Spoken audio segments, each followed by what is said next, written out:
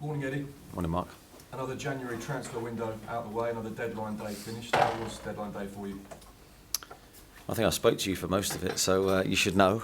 No, it's quite quiet. Obviously, bringing Royce in was pleasing for us because we needed that cover in that position. Delighted with his signing, but we got most of our work done early, so there was no big rush at the end.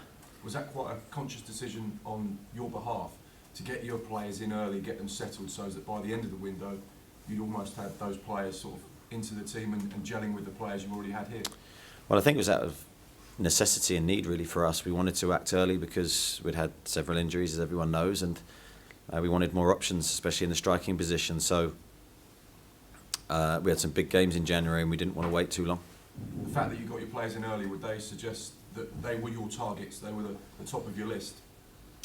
Yeah, pretty much. I'd say that's the case. We're really pleased with the business we've done. I think we've strengthened the squad. Our bench now looks incredibly strong and we're able to dictate games from the bench, which is something we haven't always been able to do this season.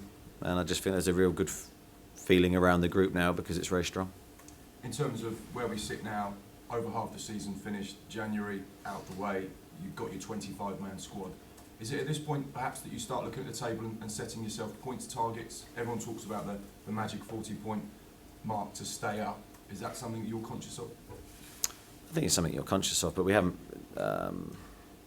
set ourselves any targets as such. We are working towards we do have our goals. I think it's probably the best way of putting it, and we're working towards those. But I think it's very dangerous to set 40 points as your target. I think it might be more this year, so we'll wait and see how the remaining games go.